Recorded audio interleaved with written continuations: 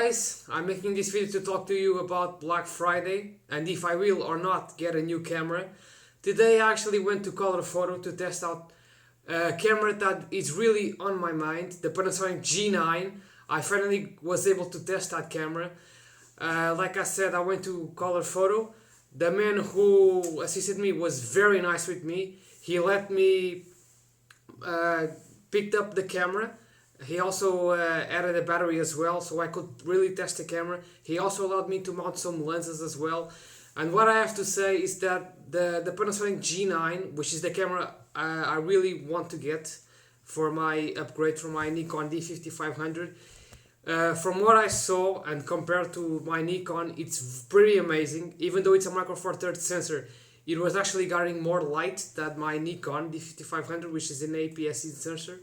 The lens as well, the 12-60, which was not the Leica one, by the way, it was the normal one which comes with the G8 and G9, was very nice in rendering as well. The colors that were coming out of that camera were very nice. I actually liked the colors better, and they were also more accurate to real life than my Nikon, so that was very nice. This camera, the G9, is really, like I said, the camera I really want to get. But unfortunately, it does not have everything I want, like unlimited recording. There was a recent firmware update which now allows the camera to have 10-bit internal, both in 4K and in Full HD. It also added animal IAF. It also improved the AF a lot, and overall, it made the camera that much better. Now, the problem I have with the Panasonic G9 is not only the fact that it does not have unlimited recording, but also it's the fact that it's a little bit too expensive for what I want. I mean, it's not really the perfect camera at the moment. The most perfect camera at the moment for me will be the Panasonic S1R, but that camera is super expensive at 4,000 euros. But it's very, very awesome. It's pretty much what the S1 should have been. Unfortunately, the S1 does not have the flip out screen like my Nikon does, like you can see. The G9 does have this, but the S1H is even better because it does not get blocked by the cables of the HDMI and stuff. Also the lens, the kit lens that comes with the full frame Panasonic, the S1, the S1R and the S1H, is also not variable aperture, it's constant f4. The Leica 2.8 is 2.8 to 4, the Leica 12-60, which is the kit lens that comes with the G9, is 2.8 to 4, so it's variable. But it does have its positives, like the fact that it focuses very closely. I like to do a lot of close-up photos and semi-macro shots, so that's very awesome to have. It's also a 24 to 120 equivalent, so that's a very awesome range. For comparisons, this lens, the 18 to 55, is an 27 to 85 equivalent. So the Leica one will be much better. Not only will it be wider at 24 millimeters, but it's also going to be much tighter at 120. So that's pretty much everything I want for my event coverage. But like I was saying, the camera is still a little bit too expensive. They have some discounts going on, but I'm not sure if I'm going to buy the camera because at the moment, there's not really a camera that really suits my needs, as to say. The S1 is the S1H, should I say, is the like I was saying, the closest to the perfect one at the moment. But the autofocus is a little bit on the sucky side. It's not as good as Sony. Sony has the best autofocus system, but everything else in those cameras suck, except the lenses, I guess. The lenses, they have the most selection of lenses. Unfortunately, I don't know if I'm gonna upgrade because, like I was saying, there's still not a perfect camera at the moment. Black Friday is here, but the deals that have been going on are not really that great from what I've saw. I know it's only on the 29th is where Black Friday is really gonna be held, but still there are already some discounts going on. But at the moment, there's not really anything particularly interesting. I have also looked at the Sony A6400. Which is not at the same level as the Panasonic G9, but it does have unlimited recording. The autofocus is very nice as well. I was thinking about getting a gimbal for that camera actually, because the camera does not have IBIS, but I really want to get a gimbal because I have been using this monopod which came with my Nikon.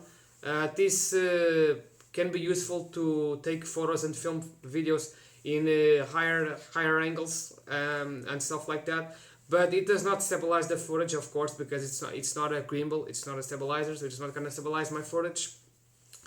The Sony with the gimbal will be very awesome for video. Actually, I was thinking about the DJI Ronin SC or the Zhiyun Weebill Lab S.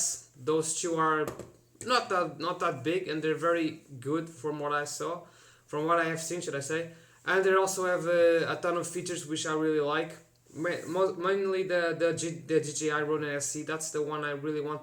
I really would like to test out. But I'm really not sure if I will go that route or the Panasonic G9 route. I still don't know. I think I'm gonna actually hold on till next year, because in 2020 there's gonna be a lot of new cameras which are gonna be released. Mainly the Sony A7R IV, which is gonna be basically an A7 III with unlimited recording, improved color science, probably better battery life as well, improved ergonomics as well. I actually held the Sony A7R IV, the new one, which came out this year with the improved ergonomics. It's a very awesome camera actually, but it's super expensive at over 3,000 euros, and it's high resolution, so it's not really for my needs, but I guess it will be awesome for cropping, I guess, but still it's too expensive for me, and I prefer to have better low light, that to have higher megapixels. So yeah, the Sony A7R IV. Then there's also probably the Panasonic GH6. That one I'm really looking forward to. The Panasonic GH6, if it's the same form factor and button layout as the G9, and it has a time of flight sensor like it's rumored to have, then it's gonna be super awesome. I hope they implement a quad Bayer sensor, so you can switch between 20 megapixels for stills and 10 megapixels for low light video. The Panasonic GH5S has 10 megapixels, so it's gonna be much better in low light, but it does not have IBIS, and it's obviously not gonna be as good for photos. So that's why I can't look into the GH5S. So yeah, then there's also the Fujifilm X-H2 probably, or the X-T4. But I don't really like Fujifilm cameras because the ergonomics suck and the battery life is not really that good as well.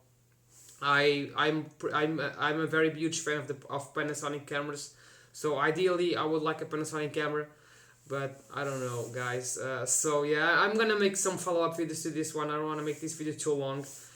So yeah, that was just a little vlog type of video to talk to you about the Panasonic G9 and if I will or not upgrade. Like I said, I'm still not sure if I will upgrade. I have a potential buyer to buy this camera. If I do end up selling this camera, I'm gonna have to buy a new camera, of course. I cannot be doing the stuff I do without a camera, so I'm gonna have to buy a camera.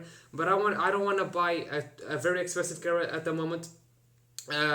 One which will not have everything I need, and then next year buy another one. So I'm probably gonna wait for some time now till next year when new cameras come out. My ideal setup will be 2 cameras, one for photo and one for video, but I think I'm gonna actually held up till next year. If I don't get a very nice deal in Black Friday, I'm still gonna be on the lookout every day to see if I get some good deals. If I can get a good deal for the Sony A6400 or the Panasonic G9, I will get one of them. Ideally, I would like to have both, but like I said, I don't want to be spending too much money in cameras which are not really the perfect camera for my needs. Although the G9 is pretty close. But yeah, hope you guys enjoyed the video.